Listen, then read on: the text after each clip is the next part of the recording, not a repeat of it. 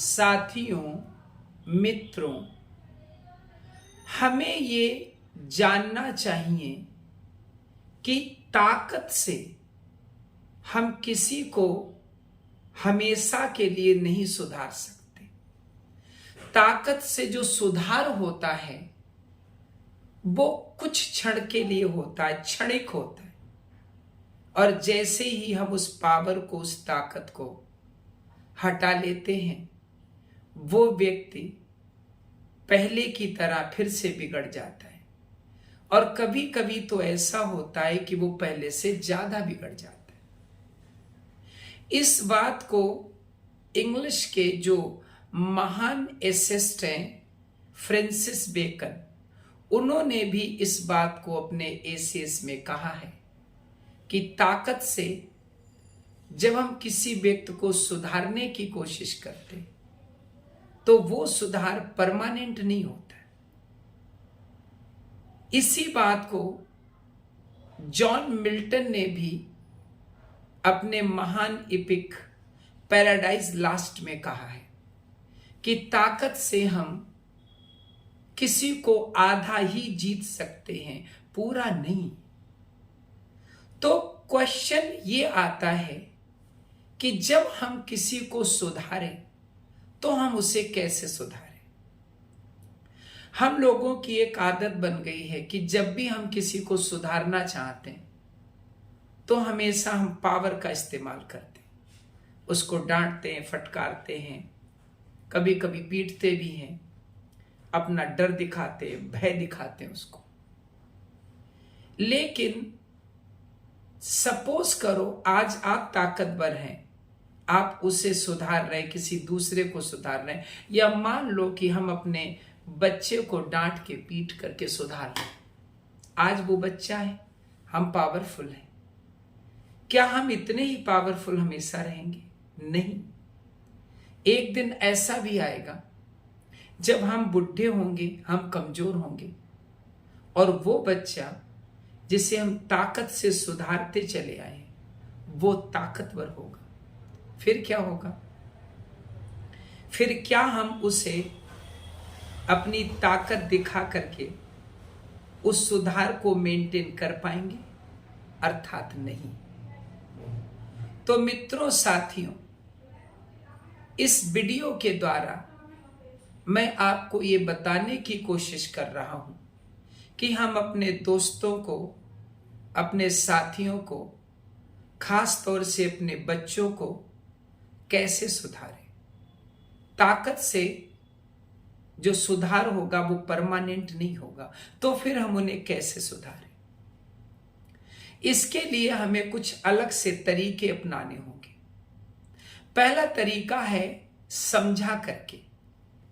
अगर हमें अपने बच्चों को समझाना, सुधारना है, तो पहला काम है उन्हें समझाना, उन्हें हर चीज के बारे में जागरूक करना, उन्हें बताना कि ये जो गलत आदत उनकी है ये भविष्य में उनके लिए ये प्रॉब्लम क्रिएट कर सकती है, और ये अच्छी आदत इस तरह के लाभ, इस तरह के बेनिफिट्स उनको दे सकती है।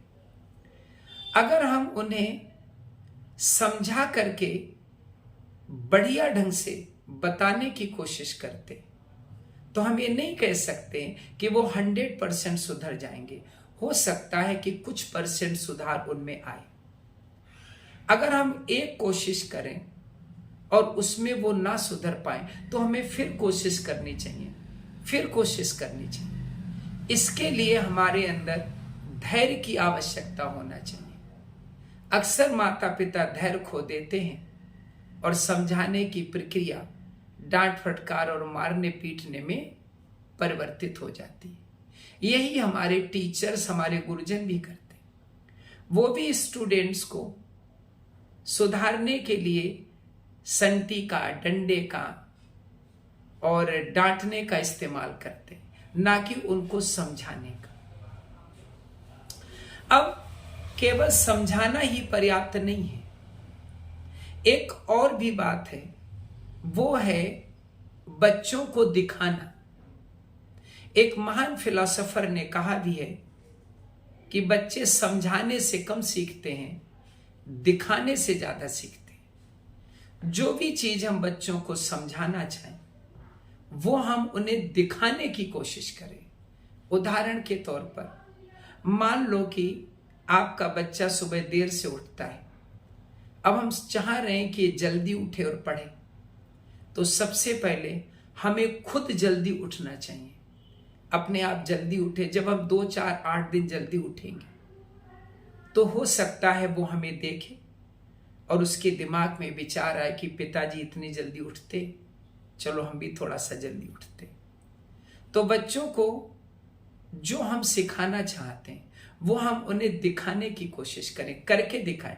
क्योंकि बच्चे जो भी सीखते हैं वो दूसरों की नकल से सीखते हैं। आज हमने हिंदी सीखी, हिंदी हमें किसी ने नहीं सिखाई। कहाँ से सीख ली? हमने अपने माता पिता को इमिटेट किया, उनकी कॉपी की। जैसे वो बोलते हैं वैसे ही हमने बोलना शुरू किया और हम हिंदी सीख गए। अब नेक्स्ट आता है साइकोलॉजिकल ट्रीटमेंट। बच्चों के साथ हमें थोड़ा साइकोलॉजिकल ट्रीटमेंट भी करना चाहिए, लेकिन ये सबके लिए संभव नहीं है।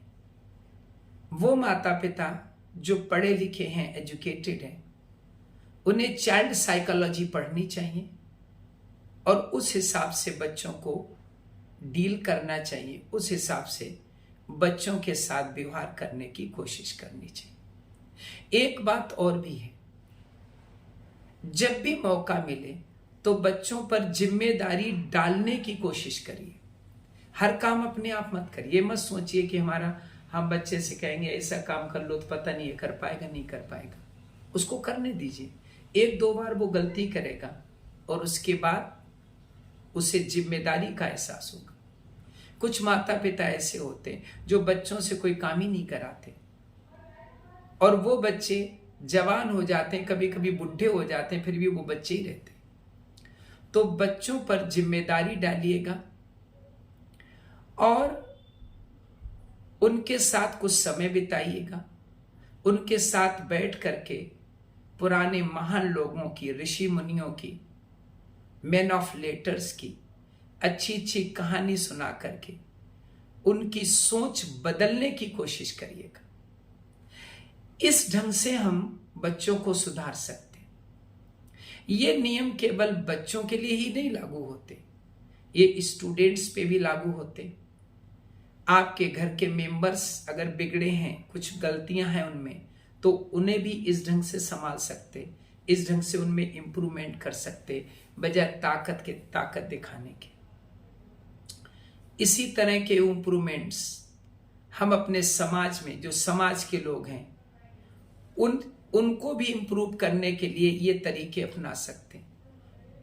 ये वो तरीके हैं जो समाज में, देश में कहीं पर भी लागू किए जा सकते हैं। इस तरह से जो परिवर्तन आएगा वो परमानेंट होगा।